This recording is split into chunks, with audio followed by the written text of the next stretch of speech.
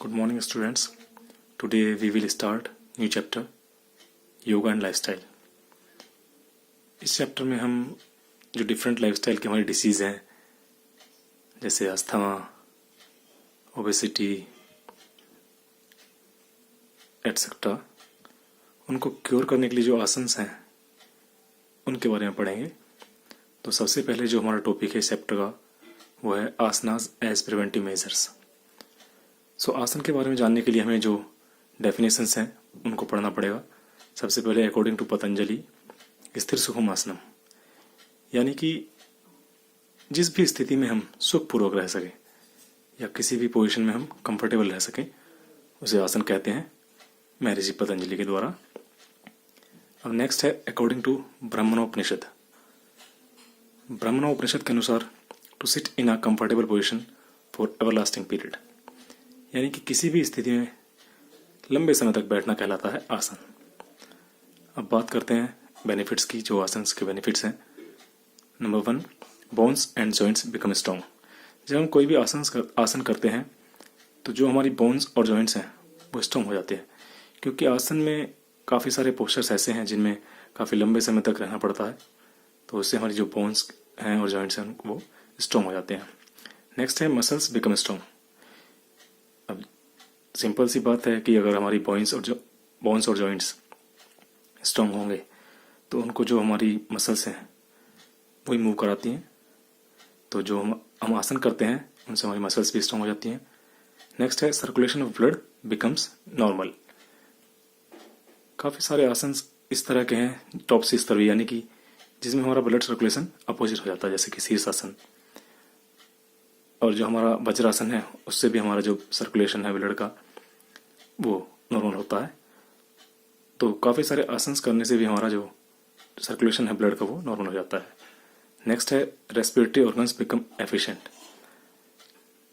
क्योंकि जैसा हमने डेफिनेशन में जाना है कि जो हमारे पोस्चर्स हैं उसमें लंबे समय तक रहना पड़ता है, और क्योंकि इसमें ब्रीदिंग का काफ़ी ध्यान रखना पड़ता है, तो उससे क्या होता है हमारे जो रेस्पिरेटरी ऑर्गन्स हैं वो क्या हो जाते हैं, एफिशिएंट हो जाते हैं, मतलब अच्छे से काम करते हैं.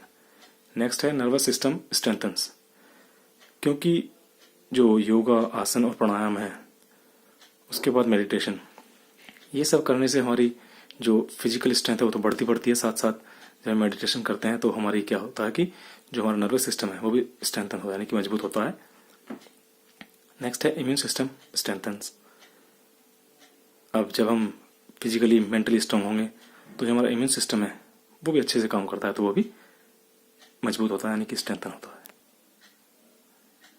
तो अब बात करेंगे जो हमारी पहली डिसीज जो लाइफ स्टाइल की है हमारे सिलेबस में वो है ओबेसिटी. तो बात करते हैं ओबेसिटी के बारे में.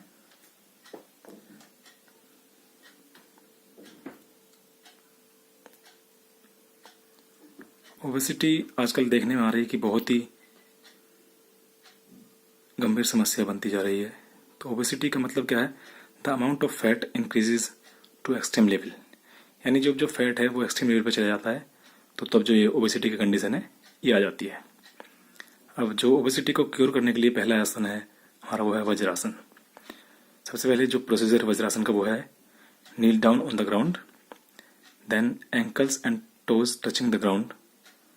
After that toes should be stretched backwards. Now place your palms on the knee. The upper body should be straight. अब बात करेंगे इसके बेनिफिट्स के बारे में. जो वज्रासन से होने वाले बेनिफिट्स हैं, हेल्पफुल इन इम्प्रूविंग कंसंट्रेशन, ये हमारी कंसंट्रेशन को इम्प्रूव करता है. एनहांसेस मेमोरी पावर, क्योंकि ये एक आसन है जो मेडिटेटिव आसन है, तो ये हमारी जो मेमोरी पावर है उसको एनहांस करता है. और क्योंकि ये वज्रासन एक मात्र ऐसा आसन है जिसे हम खाने के बाद कर सकते हैं, और ओबेसिटी के लिए तो ऑब्वियसली हमारा जो फैट है उसको रिड्यूस करता है.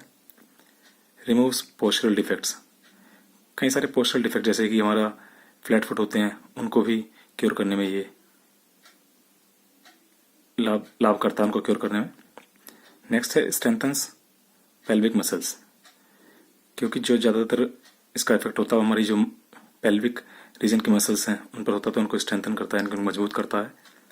नेक्स्ट है relief from constipation and acidity, क्योंकि हम ये खाना खाने के बाद कर सकते हैं, तो ये एक ऐसा आसन है जो आफ्टर मील हम कर सकते हैं, तो ये हमारे कॉन्स्टिपेशन और एसिडिटी से भी हमें राहत देता है। अब नेक्स्ट है इम्प्रूव्स डाइजेशन, हमारे जो डाइजेशन सिस्टम है उसको भी इम्प्रूव करता है। अब बात करते हैं कॉन्ट्रा इंडिकेशंस, यानी क्या हमें सावधानी रखनी चाहिए। तो suffering from joints pain should not perform, यानी कि जो भी पर्सन जॉइंट पेन, मोस्ट जो स्पेशली नी जॉइंट और एंकल जॉइंट है, जिसको उनकी प्रॉब्लम हो वो उसे ना करें। और साथ में हैविंग स्पाइनल कॉलम प्रॉब्लम, जिसको स्पाइन की प्रॉब्लम हो वो भी इसको ना करे। तो ये हमारा जो पहला आसन हमारी ओबेसिटी का था, वज्रासन, उसका प्रोसीजर, बेनिफिट्स एंड कॉन्ट्राइंडिकेशंस। अब जो बाकी के नेक्स्ट आसन है वो अगली वीडियो में करेंगे।